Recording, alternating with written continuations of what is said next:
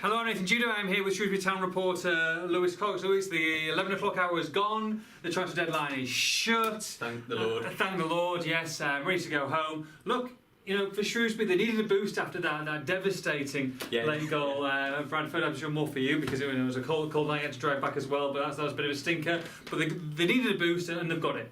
Well, yeah, they've got it. The end to this window has been pretty sensational for Town. They've got an absolute coup through the door in young Stoke hotshot Tyrese Campbell, 19 years old, very highly rated, starred against Town in the FA Cup in 2 games, and they're beating off Championship interest for a young striker at Stoke who is starting games in the Championship. Yeah, absolutely. For a club at the wrong end of League One to be able to attract him amid interest is unbelievable, really. I've just heard the interviews from manager Sam Ricketts and Campbell, and they're both so excited, you can see it. And Campbell speaks about how he was excited by how Shrewsbury played in the FA Cup, and that drew him to the club.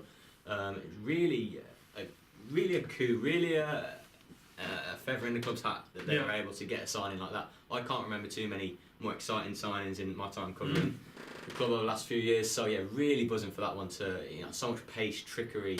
He's so good 1v1. He's going to be an immense boost for the rest of this season. Caps off what has been a terrific deadline day. Absolutely, and we've got an old boy returning. Yes, yeah. No complaints to have a part of last season come back, because last season was fun. Yes, as an understatement, and we like to cling on to happy memories. So yeah, happy to see Stephen Payne back through the door on loan from Bristol Rovers, the club he left for in the summer. I believe in excess of 300k he left for Bristol Rovers. It hasn't happened for him there. Only 3 goals. At the men, all kinds of trouble there. I think for him, maybe off the pitch and things like that. But he was a good player at Shrewsbury Town. He got 16 goals for the club in little over a season. He connected with the fans. He was part of last season. I hear that he's a good character in the dressing room, which will be a huge boost for this bunch. I think his know-how, his experience last season, I don't think it'll add to this season. And as another option, he knows where the net is. He's a real 6-yard poacher, as we saw last season, 6-yard box. To add on top of what we saw Fajiri Okunabiri do the other night in net a hat-trick, sensational.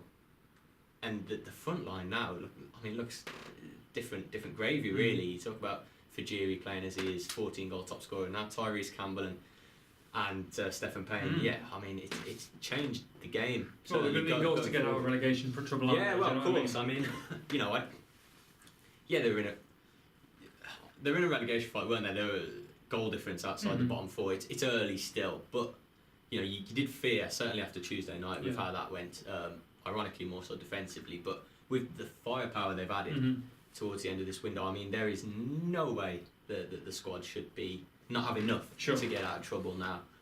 Really impressed, and I hope we can see it start from Saturday, albeit a tough test against the leaders Luton. And the third one of the incomings, deal with Derby County. Yes, goalkeeper Jonathan Mitchell, young, highly rated keeper by the Rams by all accounts, 24 I think, so not too young actually, but he starred in the club's academy side. He's played in cup games, so in the first team. He's been sort of a deputy for Scott Carson, so he's been on the bench. Highly rated, spent the first half season in Oxford, played 15 games, so knows League One. I reported all week and all window that they want extra competition for Steve Arnold to push for that number 1. I expect at some point, of course, because he's alone and he's expected to play games, that Mitchell will have a go between the sticks. A little bit strange because they brought in a keeper earlier in the window on a free transfer, Reece Charles Cook, that just appears a stopgap now, really. If anything, they needed someone on the bench for a couple of weeks, but this loanee, excited to see what he's got, because I hear he was steady and capable at Oxford, and that's what you need really at this level, a decent keeper. So 3 in, 1 out. Yeah, 1 out today. Lee Angol, striker, signed last summer, has gone to League 2 leaders Lincoln. Not a big surprise there really. I talked about the firepower coming in. I think with the ones I mentioned there, Tyrese Campbell and Stephen Payne, that took Town up to 7 senior strikers in the squad, which that includes the injured now John Lewis. But you don't need 7 strikers, do you? None. Some of them aren't going to be involved. So Lee Angol was the one they looked to get out, be it on a loan or permanent. Obviously a loan, and he's got a great move angle to League 2 leaders Lincoln, flying at the top. He could easily get another promotion on his CV there. He has been at Lincoln before when he helped get them out of the conference and did well. So I think that's been fairly well received in Lincoln. Well received at Town as well, because he weren't going to get a go He wasn't getting a go for town. He hadn't started in the league since October, and now these new boys have come in. He had no chance. So he's gone. 1 out, 3 in today. I'm pretty knackered. Yeah, busy window. Busy window, sure crazy January. We'll talk about it now. I mean, it's 10 in, 10 out. Yeah, 20 players.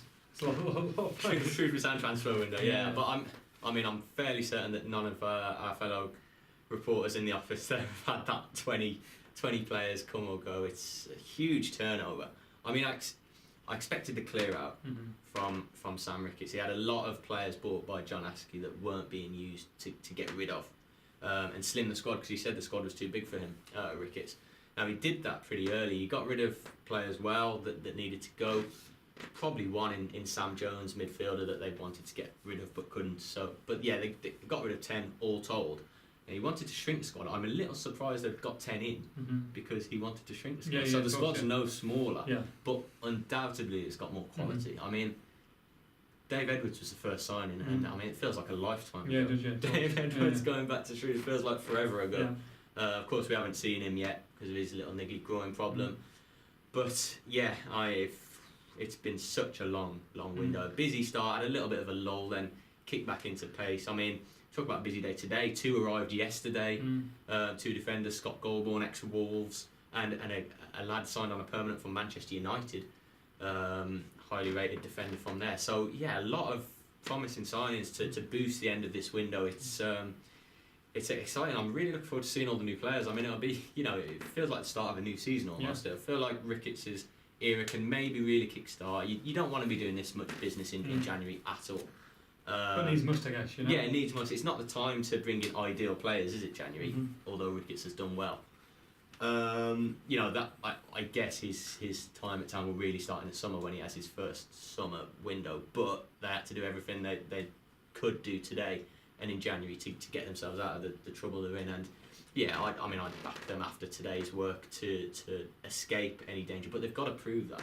They've got to prove that on the pitch. They've brought in some firepower, but the defence at Bradford on Tuesday was appalling. So work to be done. Let's see how it comes out on the grass rather than on paper, I suppose. Yeah, great window for Shrewsbury. Fingers crossed they can rocket up that table sooner rather than later. For all the latest Salem news, make sure you log on to shropshirесtar.com.